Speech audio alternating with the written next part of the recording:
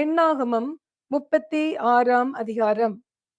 யோசேப்பின் குமாரனுடைய வம்சத்தாரில் மனாசேயின் குமாரனாகிய மாகீருக்கு பிறந்த கீலேயாத்தின் வம்ச பிதாக்களான தலைவர் சேர்ந்து மோசேக்கும் இஸ்ரவேல் புத்திரருடைய பிதாக்களில் தலைவராகிய பிரபுக்களுக்கு முன்பாக வந்து அவர்களை நோக்கி, சீட்டு போட்டு தேசத்தை இஸ்ரவேல் புத்திரருக்கு சுதந்திரமாக கொடுக்கும்படி எங்கள் ஆண்டவனுக்கு கர்த்தர் கட்டளையிட்டாரே.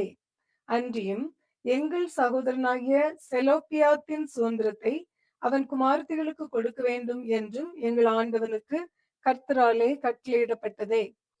இப்படி இருக்க இவர்கள் இஸ்ரவேல் புத்திரருடைய வேறொரு கோத்திரத்தின் புத்திரருக்கு மனைவிகளானால் அந்த குமாரத்திகளுடைய சுதந்திரம் எங்கள் பிதாக்களுடைய சுதந்திரத்திலிருந்து நீங்கி அவர்கள் உட்படுகிற கோத்திரத்தின் சுதந்திரத்தோட சேர்ந்து போகும்.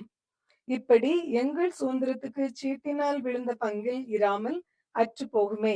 இஸ்ரவேல் புத்திரருக்கு யூபிலி வருஷம் வந்தாலும் அவருடைய சுதந்திரம் அவர்கள் உட்பட்டு போன கோத்திரத்தின் சுதந்திரத்தோட சேர்ந்து போகும். இப்படி எங்கள் பிதாக்களுடைய கோத்திரத்தின் சுதந்திரத்திலிருந்து அது நீங்கி போகுமே என்றார்கள். அப்பொழுது மோசே கர்த்தருடைய கட்டளையின்படியே இஸ்ரவேல் புத்திரரை நோக்கி, யோசேப்பு புத்திரரின் கோத்திரத்தார் சொல்லுகிறது சரியே. கர்த்தர் செலோப்பியாத்தின் குமாரத்திகளை குறித்த காரியத்தில் கட்டளையிடுகிறதாவது, அவர்கள் தங்களுக்கு இஷ்டமானவர்களை விவாகம் செய்யலாம், ஆனாலும் தங்கள் பிதாவின் கோத்திர வம்சத்தாரில் மாத்திரம் அவர்கள் விவாகம் செய்ய வேண்டும்.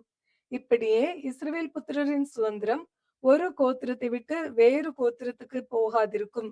இஸ்ரவேல் புத்திரர் அவரவர் தங்கள் தங்கள் பிதாக்களுடைய கோத்திரத்தின் சுதந்திரத்திலே நிலை கொண்டிருக்க வேண்டும்.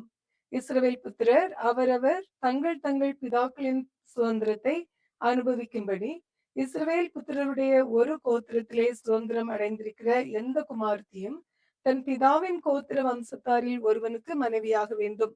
சுதந்திரமானது ஒரு கோத்திரத்தை விட்டு வேறொரு கோத்திரத்தை சேரக்கூடாது.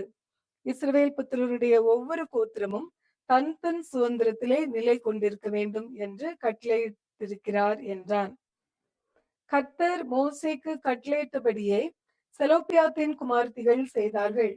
செலோப்பியாத்தின் குமார்த்திகளாகிய மக்லாள், திர்சாள், பொக்லாள், மில்காள், நோவாள் என்பவர்கள் தங்கள் பிதாவின் சகோதரருடைய புத்திரரை விவாகம் பண்ணினார்கள்.